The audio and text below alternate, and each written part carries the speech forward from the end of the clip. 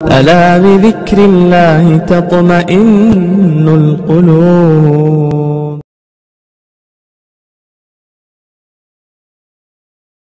السلام عليكم ورحمة الله وبركاته. الحمد لله رب العالمين وهدانا بالكتاب المبين، والصلاة والسلام على سيد الأنبياء والمرسلين خاتم النبيين محمد بن عبد الله الأمين وعلى آله وصحبه أجمعين. أما بعد، فأعوذ بالله من الشيطان الرجيم. بسم الله الرحمن الرحيم. ما أصابك من حسنة فمن الله، وما أصابك من سيئة فمن نفسك. وقال الله تبارك وتعالى في موضع آخر: وما أصابكم من مصيبة فبما كسبت أيديكم ويعفو عن كثير. صدق اللہ العلی العظیم. بزرگان محترم اور عزیز دوستوں اور ساتھیوں، آج کے دور میں ہمارا مختلف پریشانیوں کی وجہ سے رونا عام ہے. کبھی کوئی پریشانی، کبھی کوئی مصیبت، کبھی کوئی تکلیف بار بار آ جاتی ہے اور مستقل رہتی ہے، جس سے ہم پریشان رہتے ہیں. ان تمام میں سب سے زیادہ اور سب سے عام بات یہ ہے کہ ہم بار بار کہتے ہیں کہ برکت نہیں ہے، برکت ختم ہو رہی ہے. کتنا ہی کما لو، کتنا ہی جمع ہو، کیسی ہی آمدنی ہو اور کیسے ہی ذرائع ہوں، لیکن ہر آدمی کا کہنا یہ ہے کہ بے برکتی ہے. آج کاروبار میں برکت نہیں ہے، گھروں میں برکت نہیں ہے، اولاد میں برکت نہیں ہے، بیوی اور بچوں میں برکت نہیں ہے، علم میں برکت نہیں ہے، عمل میں برکت نہیں ہے، اور لین دین میں برکت نہیں ہے، بینک بیلنس میں برکت نہیں ہے، عبادات میں برکت نہیں ہے. نہ جانے کن کن چیزوں سے برکتیں اٹھ رہی ہیں، اور ہم اس کا مشاہدہ بھی کر رہے ہیں اور رونا بھی رو رہے ہیں. میں نے آپ کے سامنے قرآن کریم کی 2 آیات کے 2 ٹکڑے تلاوت کیے ہیں. پہلی آیت سے ما اصابک من حسنۃ فمن اللہ، آپ کو جو بھی اچھائی پہنچتی ہے وہ اللہ کی طرف سے ہے. آگے کہا وما اصابک من سیئۃ فمن نفسک، اور جو کچھ تمہیں برائی یا نقصان پہنچتا ہے یہ تمہارے اپنے کرتوتوں کی وجہ سے ہے، اپنے ہاتھوں سے. اگر بے برکتی ہے، رحمت نہیں ہے، برکت نہیں ہے، تو ظاہر سی بات ہے یہ اللہ کی طرف سے نہیں بلکہ ہماری بدعمالیوں کا نتیجہ ہے. آگے ایک اور آیت میں اللہ رب العزت نے ارشاد فرمایا وما اصابکم من مصیبت فبما کسبت ایدیکم، تمہیں جو بھی مصیبت پہنچے تو وہ تمہارے اپنے اعمال کی وجہ سے ہے. آگے پھر اللہ نے ایک بات اور ارشاد فرمائی وَيَعْفُو عَنْ كَثِيرٍ، حالانکہ اللہ رب العزت تو تمام گناہوں کو معاف کر سکتے ہیں. اس ٹکڑے سے یہ واضح ہو گیا کہ جو نقصان، جو خسارہ، بے برکتی اور یہ سب رونا ہمارا ہی، یہ ہمارے اعمال کا نتیجہ ہے. لیکن اگر ہم معافی مانگ لیں تو اللہ رب العزت سارے مسئلے حل فرما دیں. آج کے دور میں بہت سارے احباب تو جانتے ہی نہیں کہ بے برکتی کیا چیز ہے. بے برکتی کی 2 تعریفات کی جاتی ہیں. ایک یہ کہ اللہ رب العزت مال تو عطا فرما رہے ہیں پیسہ تو دے رہے ہیں، خوب آمدنی ہے، خوب فراوانی ہے، لیکن ضروریات پوری نہیں ہو رہی ہے، یہ ہے بے برکتی۔ یا اسی کا ایک دوسرا حصہ ہے کہ آمدنی کم ہے، ضروریات زیادہ ہیں، تو یہ بھی بے برکتی ہے۔ اور برکت کیا ہے؟ آمدنی کم ہے اور اللہ تعالیٰ ضروریات پوری فرما دیتے ہیں کسی بھی طریقے سے، غیب سے، تو یہ برکت ہے۔ اور بے برکتی ایک یہ بھی ہے کہ آمدنی بھی ہے، فراوانی بھی ہے، سہولیات بھی ہیں، آسائشیں بھی ہیں، مال بھی ہے، گاڑیاں بھی ہے، بنگلے بھی ہیں، اور سب کچھ ہے دنیا کا، لیکن آرام اور سکون نہیں ہے، یہ بھی بے برکتی۔ آج چند مثالوں کے ذریعے میں کوشش کروں گا کہ اس کے اسباب آپ کے سامنے پیش کروں۔ بہت سارے سبب احادیث میں آئے ہیں، جیسا کہ ناپ تول میں کمی، تجارت میں گڑبڑ کرنا، یا پھر حلال نہ کمانا، یا یہ ہے کہ گالی گلوچ کرنا، زبان خراب کرنا، اور رشتہ داروں سے، دوست احباب سے معاملات خراب رکھنا، تعلقات خراب رکھنا، یا یہ ہے کہ عبادات میں سستی اور کاہلی، نماز کا جلدی جلدی پڑھنا یا ناغا کر کے پڑھنا، یا پھر یہ کہ گھر میں صفائی ستھرائی نہیں ہے، یہ سارے اسباب اور اس جیسی بہت ساری چیزیں ہیں جو بے برکتی کا سبب ہے۔ ایک سبب جو ہم تمام میں مشترک ہے اور اللہ ہمیں بچائے اس سے، وہ یہ ہے کہ ہم رزق کی قدر نہیں کرتے، رزق کی بے حرمتی کرتے۔ یہ سب سے بڑا سبب ہے بے برکتی کا۔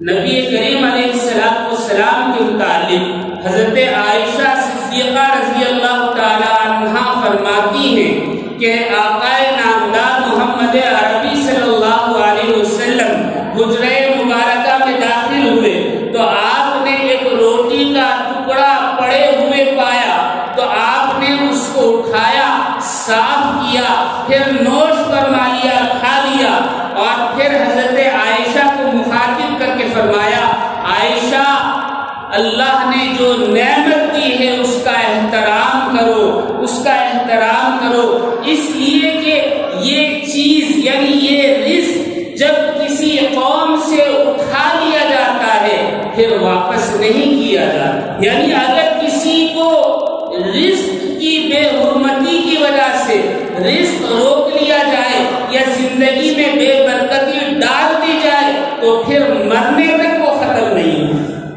سوائے یہ کہ آدمی توبہ استغفار کرے۔ آج ہمارے یہاں یہ ایک عام چیز ہے کہ بچے کھانا چھوڑ دیتے ہیں، بڑے کھانا چھوڑ دیتے ہیں، جو چیز پسند نہیں لے کر پھر پھینک دیتے ہیں، دسترخوان اٹھا کر کچرے میں ڈال دیتے ہیں، یہ چیز قطعاً ناجائز ہے اور اللہ کے نبی اور اللہ کو سخت ناپسند ہے، جس کی وجہ سے رزق روک لیا جاتا ہے، برکت اٹھا لی جاتی ہے، دعاؤں کو موقوف کر دیا جاتا ہے، ٹال دیا جاتا ہے یا لٹکا دیا جاتا ہے، قبول نہیں ہوتی۔ رزق کا احترام بہت زیادہ ضروری ہے۔ بنی اسرائیل کا ایک واقعہ ہے، ایک عورت کے یہاں بڑی فراوانی تھی، بڑی مالدار تھی، بے انتہا دولت تھی، رزق بہت زیادہ تھا، اللہ نے بڑی نعمت عطا فرمائی تھی۔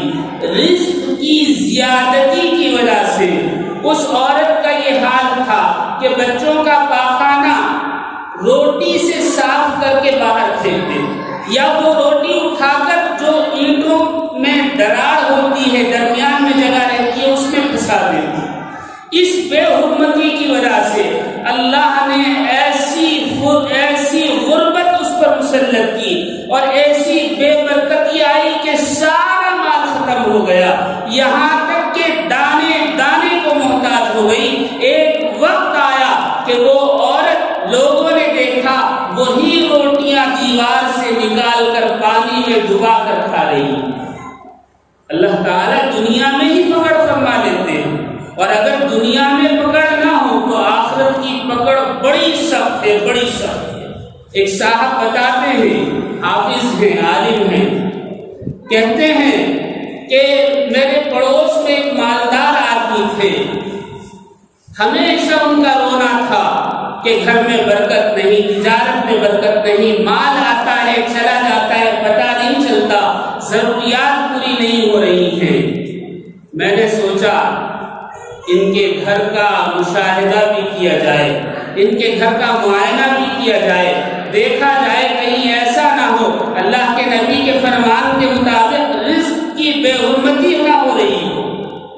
تو میں نے ان سے کہا کہ مجھے آپ کے گھر کے برتنوں پر دم کرنا ہے۔ اگر وہ یہ کہتے مجھے آپ کے گھر کے برتن دیکھنے ہیں تو وہ نہ دکھاتے۔ تو حافظ صاحب نے چال چلی، کہا کہ ایسا ہے حاجی صاحب آپ مجھے اپنے گھر کے برتن دکھائیں، مجھے اس پر دم کرنا، لیکن برتن جب کھانا کھا کر دسترخوان اٹھا دیا جائے اور کچن میں برتن رکھ دیے جائیں اس وقت بلانا، دھلے ہوئے برتنوں پر دم نہیں ہو۔ کہا کہ ٹھیک ہے۔ حاجی صاحب نے بلا لیا، امام صاحب نے دیکھا کہ کچن پوری کی پوری گندے برتنوں سے بھری پڑی اور برتنوں کے اندر رزق موجود ہے، کھانا موجود ہے، کسی میں سالن، کسی میں چاول، کسی میں روٹی، کسی میں گوشت بچا ہوا پڑا ہے۔ تو میں نے پوچھا یہ کھانا بچا ہوا ہے کہ ہاں کھا لیا، جو بچا ہے پھینک دیں گے، برتن دھونے والی آئے گی وہ دھو کر صاف کر جائے گی۔ تو امام صاحب نے کچھ پڑھا اور پھونک ماری اور کہا کہ دیکھو میں نے عمل تو کر دیا ہے، اب آپ کو ایک عمل کرنا ہے۔ کہا کہ کیا؟ کہ حاجی صاحب جب تک ایک ایک دانہ دسترخوان سے نہ اٹھا لیا جائے، ایک ایک دانہ پلیٹ سے صاف نہ کر لیا جائے، آپ پلیٹ اور برتن اٹھا کر دھونے والی کو نہیں دیں گے۔ یا تو وہ کھانا کسی غریب کو دے دیں یا جانوروں کو ڈال دیں، پرندوں کو ڈال دیں، لیکن ایک دانہ بھی ضائع نہیں ہونا چاہیے، تب عمل پورا ہوگا۔ اب حاجی صاحب کے ذہن میں بات بیٹھ گئی، انہوں نے ایسا ہی کیا۔ مہینے ڈیڑھ مہینے کے بعد آئے اور کہا امام صاحب آپ نے تو بڑا زبردست عمل کیا ہے، ایسی فراوانی ہے کہ آپ پیسے رکھنے کو جگہ نہیں۔ رزق کی بے حرمتی کا نتیجہ یہ، اور اگر اس کا احترام کیا جائے تو پھر اس کی برکتیں بھی۔ آج ہمیں تو دسترخوان لگانا اور اٹھانا بھی نہیں آتا، یہ ہر گھر کی بات ہے، میں بھی شامل ہوں آپ بھی شامل ہیں، کہ دسترخوان بچھایا جاتا ہے، کھانا کھایا جاتا ہے اور پھر دسترخوان لپیٹ کر پھینک دیا جاتا ہے۔ حضرت مولانا شفیع عثمانی صاحب رحمۃ اللہ علیہ لکھتے ہیں کہ ایک مرتبہ میں حضرت سید اصغر حسین جنہیں میاں جی کے نام سے جانا جاتا تھا رحمۃ اللہ علیہ کے پاس ملاقات کے لیے گیا۔ کھانے کا وقت ہوا تو آپ نے کہا کہ صاحبزادے آ جاؤ، کھانے میں شامل ہو جاؤ۔ میں دسترخوان پر شامل ہو گیا، کھانے سے فارغ ہوا تو میں نے سوچا کہ دسترخوان اٹھا لوں، تو میں نے دسترخوان لپیٹنا شروع کر دیا۔ تو حضرت نے فرمایا کیا تمہیں دسترخوان اٹھانا آتا ہے؟ میں نے کہا کہ جی آتا ہے۔ تو حضرت نے دیکھا کہ میں نے سارا دسترخوان لپیٹ دیا تو ہاتھ پکڑ لیا اور کہا کہ صاحبزادے لگتا ہے آپ کو دسترخوان اٹھانے کے آداب نہیں آتے۔ میں نے کہا حضرت دسترخوان اٹھانے میں کون سی بڑی بات ہے، دسترخوان تو عام طور پر ہر آدمی اٹھا سکتا ہے۔ کہا کہ بیٹھو میں آج تمہیں دسترخوان اٹھانا سکھاتا ہوں۔ تو حضرت نے دسترخوان کو پھیلایا، جتنا کھانا تھا سب جمع کیا، چھوٹے چھوٹے دانے الگ کیے اور پھر جو ہڈیاں تھیں ان کو الگ کیا، جو چھوٹی ہڈیاں تھیں جن پر تھوڑا سا گوشت لگا ہوا تھا وہ الگ کیا، اور جو روٹی کے چھوٹے چھوٹے ٹکڑے تھے وہ الگ کیے، اور پھر فرمایا دیکھو یہ 4 حصے ہیں، جو یہ روٹی کے ٹکڑے ہیں یہ تو فلاں جگہ ڈال کر آؤ، کووں کو اور پرندوں کو پتا ہے کہ یہاں کس وقت کھانا ڈالا جاتا ہے، یہ ان کا حصہ ہے، اور یہ گوشت لگی ہوئی چھوٹی ہڈیاں فلاں جگہ ڈال کر آؤ، بلی کو پتا ہے وہ اپنے وقت پر آئے گی اور کھا کر چلی جائے گی، اور جو بڑی ہڈیاں بغیر گوشت کے تھی وہ اٹھا کر دی اور کہا کہ یہ فلاں جگہ ڈال کر آؤ، کتوں کو پتا ہے کہ وہ کب جائیں گے اور یہ چھوٹے چھوٹے دانے ہیں، میرے گھر کے باہر فلا فلا جگہ فلا فلا کونے میں چیونٹیوں کے باریک باریک دل ہیں، وہاں ڈال کر آ جانا، یہ ان کی غذا ہے۔ حضرت مولانا شفیع صاحب فرماتے ہیں کہ اس دن میں نے دسترخوان اٹھانے کے آداب سیکھے، یعنی کوئی چیز ضائع نہیں، کوئی چیز ضائع نہیں، یہ بڑوں کی بڑی بات ہے۔ اگر ہم لوگ رزق کا احترام کریں تو کیوں برکت نہیں آئے گی؟ بے شمار واقعات ہیں، بے شمار واقعات۔ حضرت عبد الرحمن بن عوف کے بارے میں کون نہیں جانتا؟ حضرت عثمان غنی رضی اللہ تعالی عنہ سے زیادہ مالدار آدمی تھے، لیکن حضرت عثمان غنی اپنی فیاضی کی وجہ سے مشہور اور معروف ہوئے۔ حضرت عبد الرحمن بن عوف بھی بڑے فیاض تھے، لیکن ان کی فیاضی حضرت عثمان غنی کی فیاضی کو نہیں پہنچی۔ فلسطین سے حضرت عبد الرحمن بن عوف نے 3.5 لاکھ دینار سونے کے سکے، اس زمانے میں ایک سکہ 17 گرام کا ہوتا تھا، 17 گرام سونے کا، 3.5 لاکھ دینار حضرت عائشہ کی خدمت میں بھجوائے، فرمایا کہ یہ آپ کو ہدیہ ہے۔ حضرت عائشہ نے عصر سے مغرب تک سارے کے سارے سکے اہل مدینہ کو تقسیم کر دی۔ حضرت عبد الرحمن بن عوف جب ہجرت کر کے آئے تو مدینہ میں کچھ نہیں تھا، ان کے پاس مکان بھی نہیں تھا، ساری دولت چھوڑ کر آئے۔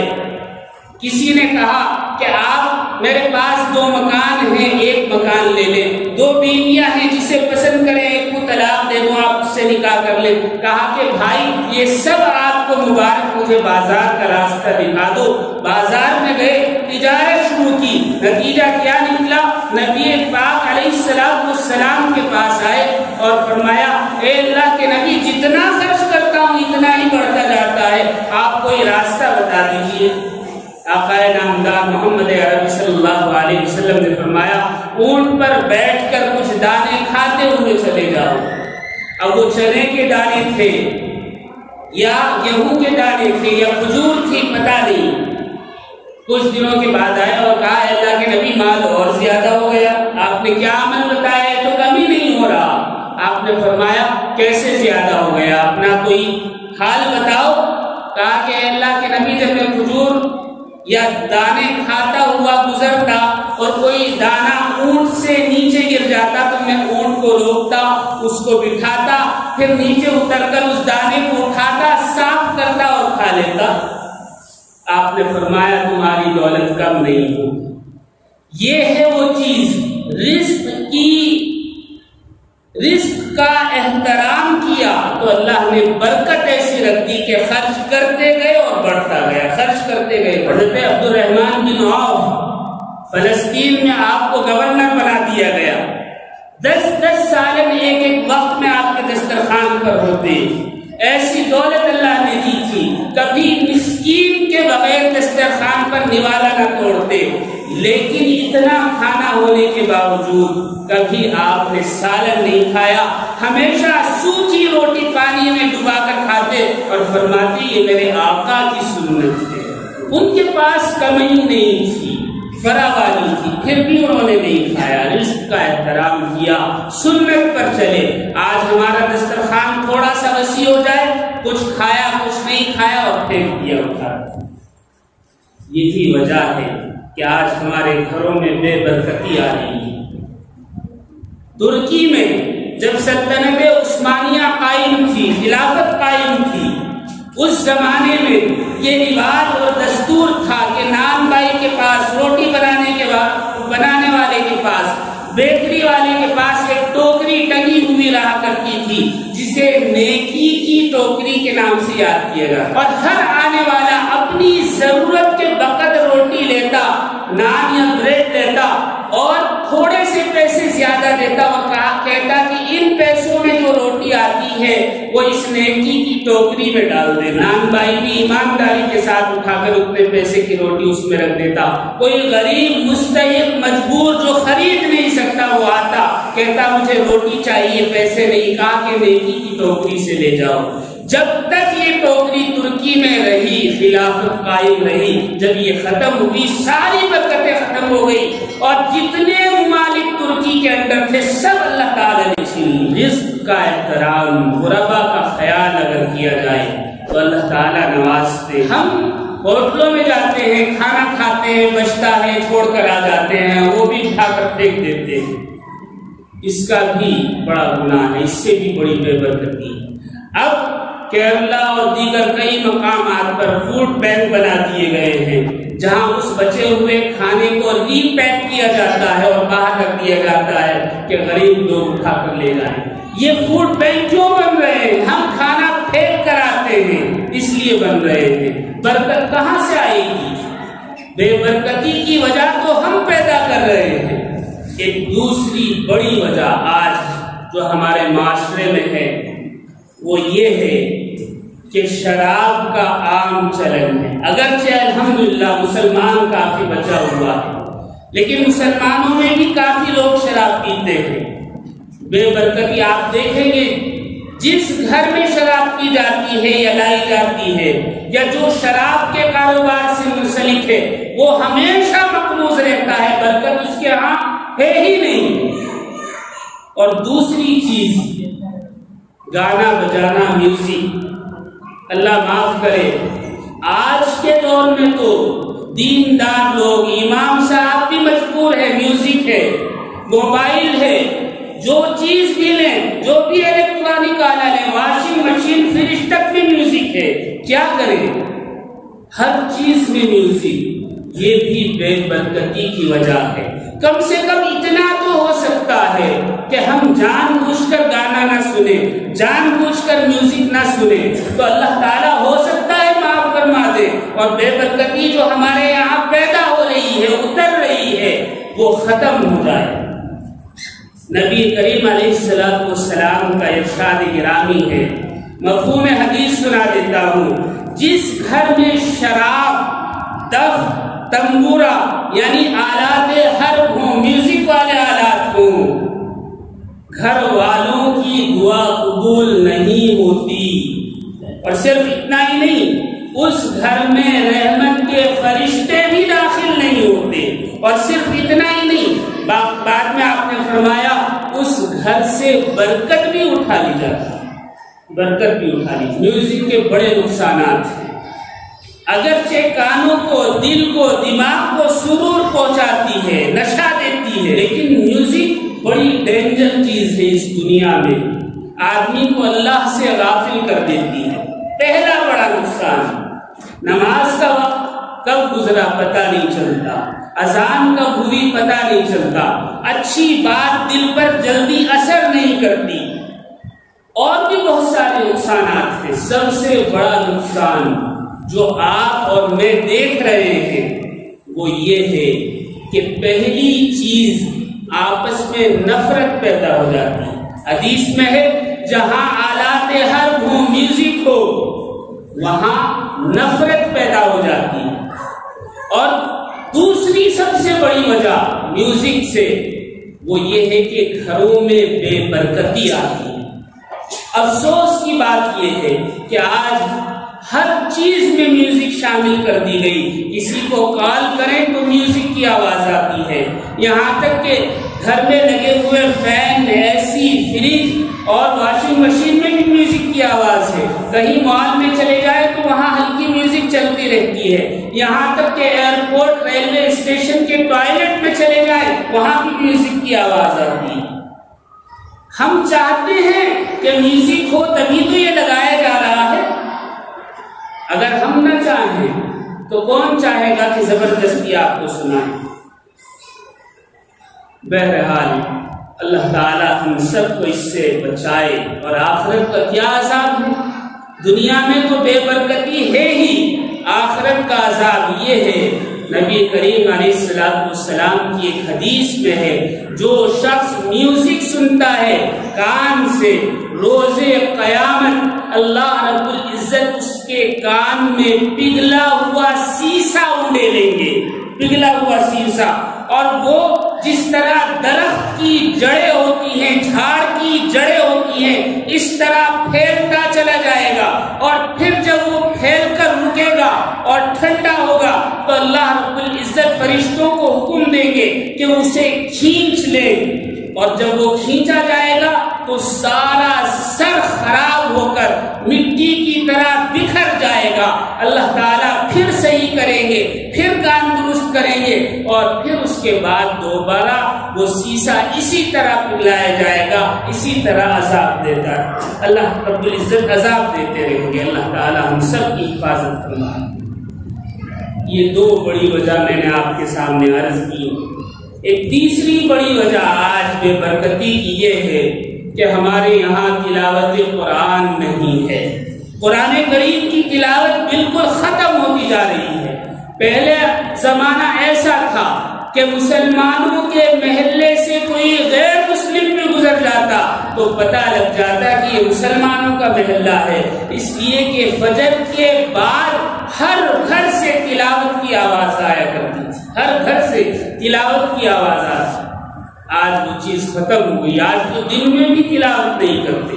اللہ ہم سب کی حفاظت فرمائے۔ قرآن کریم کی تلاوت نہ کرنا یا قرآن کریم کو یاد کر کے بھول جانا، یہ بھی بے برکتی کا بڑا سبب ہے۔ ایک عالم نے اپنے دوست عالم سے بات کی اور کہا کہ بھائی بڑی تنگی ہے، رزق کم ہو گیا ہے، سمجھ میں بات نہیں آتی، کیا کروں؟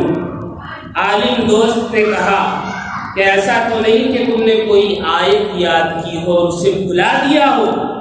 کہا کہ ہاں ایک آیت یاد کی تھی، وہ میں بھول گیا۔ کہا کہ دوبارہ یاد کرو پھر بتانا۔ دوبارہ یاد کیا تو رزق اللہ رب العزت نے کھول دیا۔ یہ تو علماء کی بات ہے، اور عوام وہ تو بالکل بہراور ہے۔ قرآن کریم سوائے نماز کے یا فاتحہ خوانی کے کہیں نہیں پڑھا جاتا۔ ایک واقعہ مجھے یاد آ رہا ہے۔ ایک گھر میں برکت کے لیے، فاتحہ خوانی کے لیے امام صاحب کو بلایا۔ گھر میں کوئی نہیں تھا، دو افراد تھے، ایک شوہر اور ایک بیوی۔ جب کھانا کھا کر فاتحہ خوانی کر کے امام صاحب چلے گئے تو شوہر نے کہا میں نے یہاں کچھ رقم رکھی تھی، نوٹوں کا ایک بنڈل تھا، وہ نظر نہیں آ رہا ہے۔ سمجھ میں بات نہیں آتی، سب جگہ تلاش کیا۔ بیوی نے کہا میں نے بھی نہیں اٹھایا۔ اب تین ہی آدمی تھے، ایک امام صاحب، دوسرا شوہر اور تیسرا بیوی۔ بیوی نے کہا میں تو کھانا اتارنے میں تھی، میں کیوں اٹھاؤں گی؟ شوہر نے کہا میں نے رکھے تھے، پیسے میرے تھے، پتا نہیں۔ اب شک یہ ہوا کہ امام صاحب نہ لے گئے۔ جب ایمان کمزور ہوتا ہے تو بدظنی ایک دم آ جاتی ہے، لیکن بیوی دیکھتی، بیوی نے کہا ایسا نہیں ہے، چھوڑو تلاش کریں گے، مل جائیں گے۔ نتیجہ یہ ہوا کہ تلاش کرتے رہے، نظر انداز کرتے رہے، 1 سال گزر گیا۔ 1 سال کے بعد شوہر نے کہا میں تو امام صاحب سے بات کرتا ہوں، وہی پیسے لے گئے۔ بیوی نے کہا نہیں، ایسے بات کرنا اچھا نہیں لگتا، محلے کی امام ہے، نماز بھی پڑھنی ہوتی ہے، ایک کام کرو پھر دعوت کرتے ہیں اور پھر سوال کر لینا۔ کہا کہ ٹھیک۔ دعوت کی، فاتحہ خوانی ہوئی، کھانا کھایا۔ کھانے کے بعد امام صاحب نے کہا کہ اچھا بھائی مجھے اجازت دیں۔ تو شوہر نے کہا، مہمان نواز نے کہا کہ حضرت ایک بات پوچھنی ہے، پوچھو۔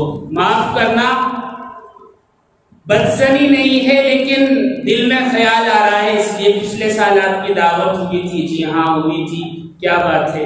کہا کہ حضرت یہاں ایک نوٹوں کا بنڈل رکھا ہوا تھا، وہ ایسا لگ رہا ہے کہ شاید آپ لے گئے تھے، اگر آپ لے گئے تھے تو بتا دیں، اور نہیں لے گئے تھے تو بھی بتا دیں۔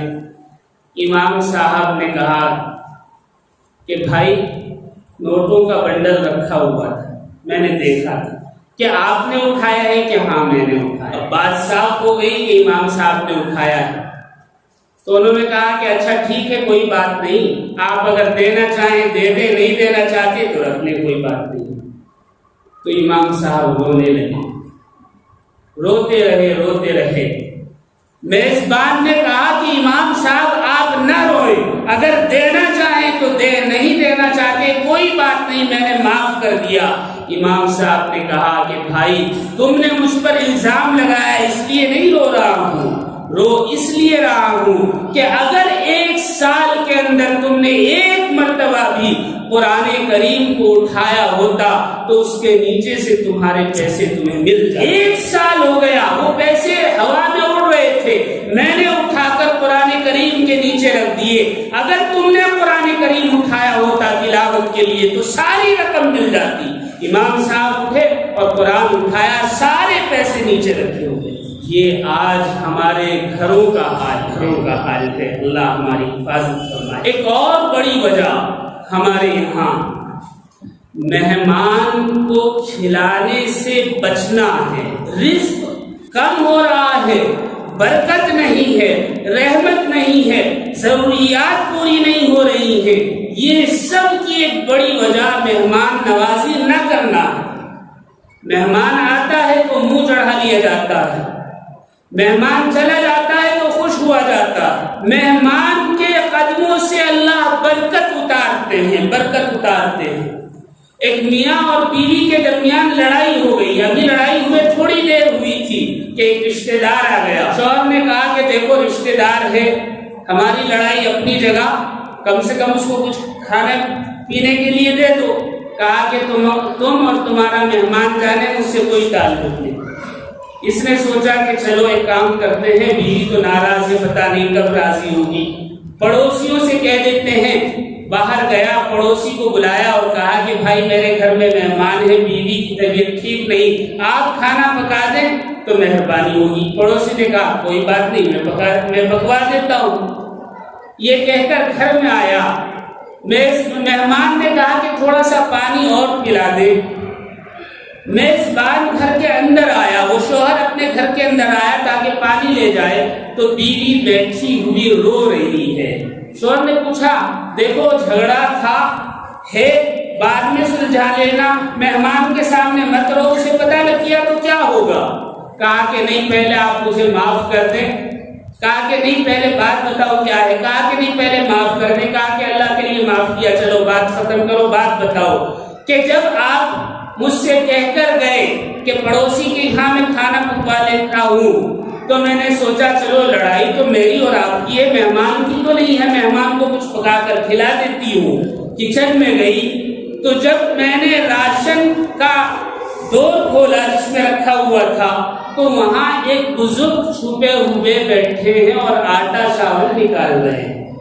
مجھے بڑا تعجب ہوا، بڑا ڈر لگا۔ میں نے پوچھا آپ کون؟ میرے گھر میں کیسے؟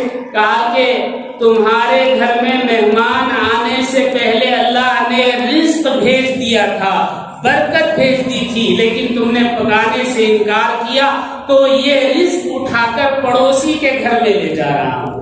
یہ کوئی فرشتہ ہوگا؟ اللہ! مہمان سے منہ موڑنا بے برکتی کا سبب ہے۔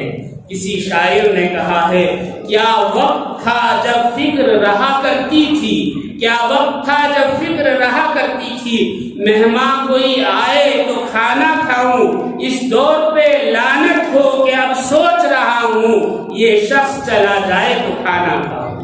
یہی حال ہے آج ہمارا۔ بے برکتی کیوں نہیں آئے گی؟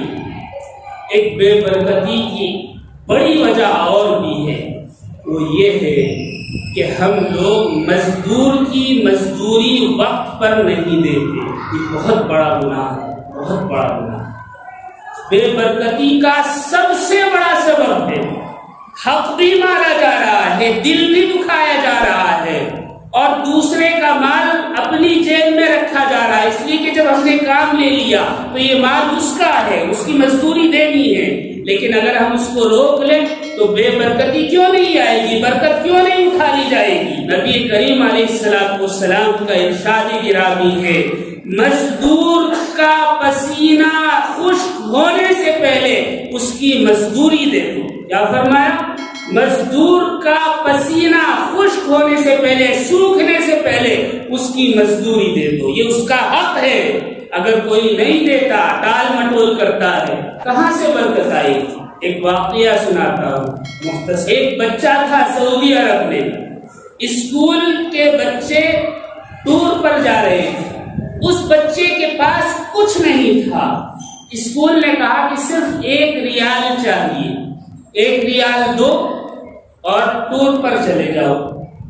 اب بچے کے پاس پیسے نہیں تھے، جانے کی بڑی خواہش تھی، غریب بچہ تھا۔ استاد نے 1 ریال دیا اور کہا کہ آپ چلے جاؤ۔ یہ بچہ بڑا ہو گیا، پڑھ لکھ کر اس نے تجارت شروع کر دیا۔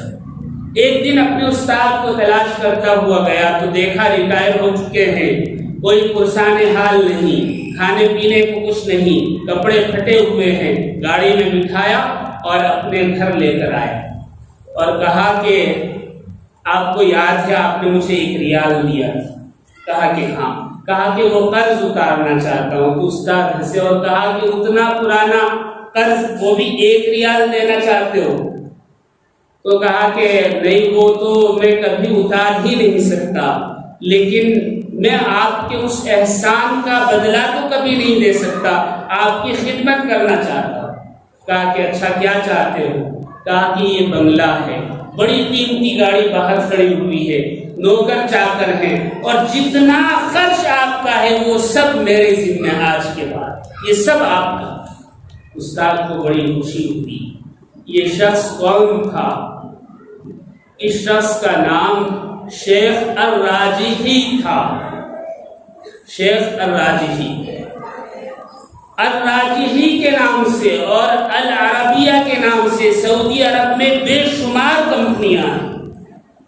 سب سے بڑا بینک سعودی عرب کے اندر الراجحی ہے۔ 2010 میں الراجحی نے اپنے بچوں کو، بیویوں کو اور رشتہ داروں کو جمع کیا اور ان کی تمام وراثت ان میں تقسیم کر، پھر اپنے حصے میں جو آیا اس کو اللہ کے مہمانوں کے لیے، غربا کے لیے، مساکین کے لیے، ضرورت مندوں کے لیے وقف کر دیا۔ آج کے دور میں الراجحی کی وہ رقم یا وہ املاک جو وقف کر دی گئی، اس کی مالیت 60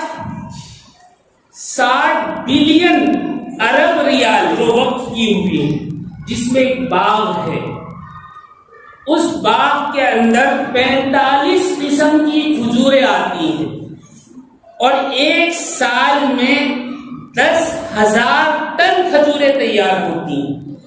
اس کھجور سے جو پیسہ فروخت کر کے آتا ہے، یہ سارا کا سارا غربا، مساکین، یتامہ اور حج عمرہ کرنے والے جو لوگ ہیں ان کے لیے اور مساجد بنانے، مکاتب چلانے میں صرف ہوتا ہے۔